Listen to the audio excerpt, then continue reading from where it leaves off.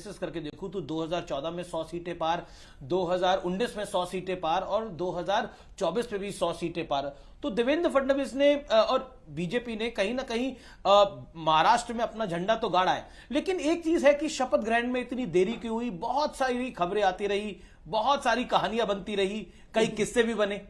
अंदर की बात क्या है? पहले तो मैं आपको कहना चाहता हूं कि महाराष्ट्र की जनता ये 2014 से लगातार मोदी जी के साथ रही है। मैं ऐसा मानता हूं कि मोदी जी को महाराष्ट्र के लोग बहुत चाहते हैं। ये ठीक है कि लोकसभा में कोई नैरेटिव हमारे खिलाफ चला गया और हम तैयार नहीं थे उसको रोकने के लिए, हमारी तैयारी कम पड़ गई, तो 0.3% हमारा वोट कम रहा और उसके कारण हमको बहुत सीटें गंवानी पड़ी। लेकिन हम लोग इस बार सजग थे, हमने पूरी कोशिश की और इसके चलते हमको बहुमत भी मिला। ठीक है, 3 पार्टियां हैं, 3 पार्टियों का निर्णय करना पड़ता है। और ऐसा नहीं है, जब 2004 में भी कांग्रेस एनसीपी बहुमत में आई थी और अच्छे बहुमत में आई थी तो उनको 13 दिन लगे थे। 2009 में भी उन लोगों को 9 दिन लगे थे।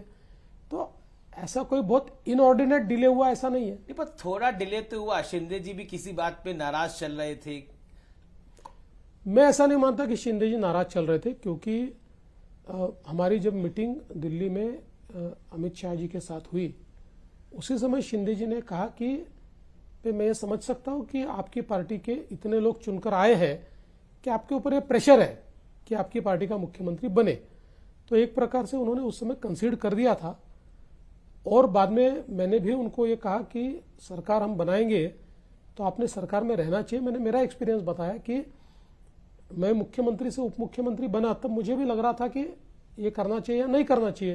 पार्टी ने कहा तो मैंने किया, पर मेरे ध्यान में आया कि तब जब आपको उप मुख्यमंत्री बनना था, जब पार्टी का आदेश आया आपको उप मुख्यमंत्री बनना है, तब आपके मन में क्या विचार आया था? अगर आज बता पाए तो आप। देखिए, मेरे को एक ही डर था, मैं तो पार्टी का लॉयल सिपाही हूं। एक ही डर था, मुझे लगता था कि लोग कहेंगे कि सत्ता के लिए कितना लालची आदमी है जी। कल तक मुख्यमंत्री था, आज उप मुख्यमंत्री हो गया। लेकिन बनने के बाद मेरे ध्यान में आया कि पार्टी का कहना सही था। देखिए, जो पार्टी का प्रमुख होता है वो अगर सरकार के बाहर रहे तो सरकार ठीक नहीं चलती और पार्टी भी ठीक नहीं चलती। और वही मेरा एक्सपीरियंस मैंने शिंदे जी को भी कहा। मैंने कहा, देखिए, आप पार्टी के मुखिया है, आपको पार्टी चलानी है। आप सत्ता के बाहर रहेंगे तो आपके जैसे पार्टी के को चलाने के लिए सत्ता के माध्यम से जो निर्णय करने पड़ते हैं, जो एक प्रकार से लोकाभिमुखता लानी पड़ती है, वो नहीं आ पाएगी। तो उन्होंने भी उसको मंजूर किया।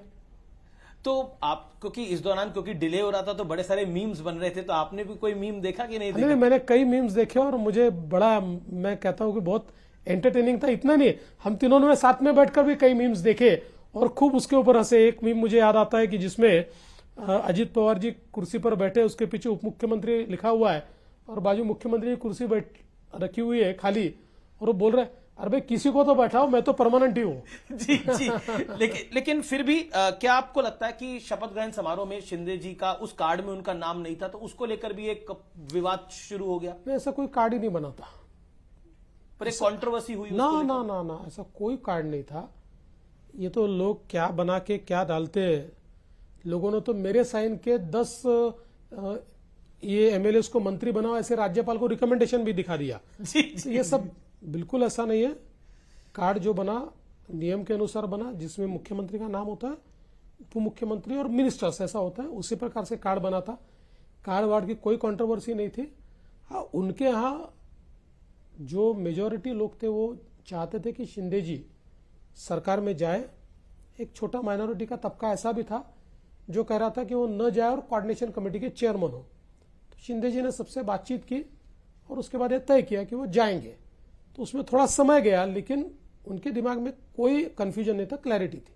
मतलब अभी भी सरकार के अंदर कोई कंफ्यूजन नहीं है, क्लैरिटी है, तीनों के बीच में समन्वय है, पूरा समन्वय, कोऑर्डिनेशन है 100%। जी। संजय राउत ने एक बयान दिया, उन्होंने बोला अब धीरे धीरे बीजेपी जो है वो शिंदे जी की भी पार्टी को समाप्त कर देगी और बीजेपी ने अपना फायदा ले लिया है। How do you take it? पहली बात तो यह है कि मैं संजय राउत के बयानों पर कभी भी रिएक्ट नहीं करता। और वो बयान तो इसका कारण मैं बताता हूं कि हर नेता ने अपना स्तर तय कर लेना चाहिए। और मुझे लगता है कि संजय राउत के बयानों पर हमारे प्रवक्ता रिएक्ट करें। उद्धव जी कुछ कहे तो मैं रिएक्ट करता हूं। और जहां तक इस बयान का सवाल है, तो मैं ऐसा मानता हूं कि पार्टी समाप्त करने का उनको बहुत बड़ा एक्सपीरियंस है। शिवसेना की हालत किस लिए हुई, जरा शिवसेना के नेताओं से पूछ लो, वो आपको बताएंगे। शिवसेना ने उबाटा सेना, जी, उबाटा सेना जो उद्धव ठाकरे की पार्टी है। लेकिन एक जो कटुता आई है महाराष्ट्र की राजनीति में बीते 5 साल के अंदर, 2019 का जब मैंडेट आपका और शिवसेना का आया और शिवसेना ने आपको छोड़ दिया और वो कांग्रेस और शरद पवार की पार्टी के साथ चली गई, जो कटुता आई है, क्या आपको लगता है वो खत्म हो सकती है, अब वो थोड़ी माइल्ड डाउन हो सकती है? नहीं, होनी चाहिए। देखिए, 2019 तक महाराष्ट्र की राजनीति में बहुत संवाद था। 2019 के बाद ये संवाद कम हुआ, खत्म नहीं हुआ, तो बहुत कम हुआ, जो मैं नहीं मानता कि किसी भी स्वस्थ लोकतंत्र के लिए इस प्रकार की परिस्थिति होनी चाहिए। और कम से कम महाराष्ट्र की राजनीतिक संस्कृति ऐसी नहीं थी। तो मेरा अपना प्रयास है कि मैं इस संवाद को एस्टैब्लिश करना चाहता हूं।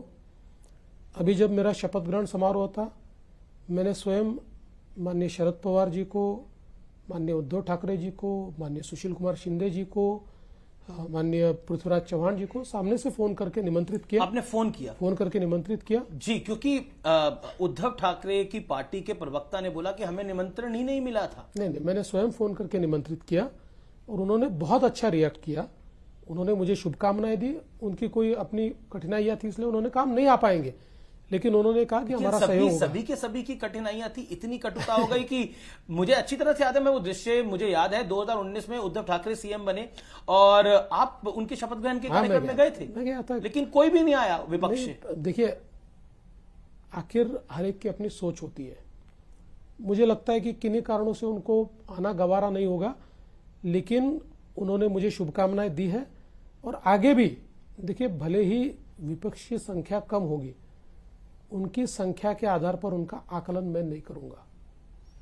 मैं लोकतंत्र में विपक्ष की आवाज को भी सुनने की कोशिश करूंगा और जो सही बात वो कहेंगे उसको मानने की कोशिश भी करूंगा। जी, लेकिन मैं कटुता की बात कर रहा था। कटुता इतनी थी इस चुनाव के अंदर कि आप पे निजी हमले हुए, आपके परिवार पर निजी हमले हुए। दुख होता है आपको इस बात का? देखिए, दुख तो होता है, लेकिन मैं उन सबका आभार व्यक्त करता हूं। जिस प्रकार से उन्होंने मुझे पर्सनली टारगेट किया, मेरे परिवार को टारगेट किया, इससे एक नेचुरल सिंपैथी जनता के मन में मेरे प्रति तैयार हुई। हर चीज के लिए आप सिर्फ देवेंद्र फडणवीस को टारगेट करते हो, लोगों के भी ध्यान में आया कि ये अननेसेसरी टारगेट किया जा रहा है। उसकी एक सिंपैथी मुझे मिली और साथ साथ मुझे एक आत्मबल भी मिला कि मुझे लड़ना है, मुझे संघर्ष करना है, मुझे जीतना है।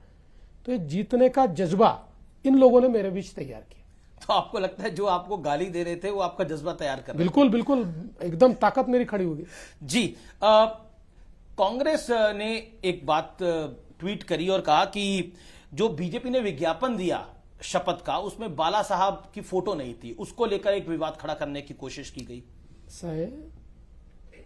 साधारणतः वो जो विज्ञापन है वो सरकार का विज्ञापन था।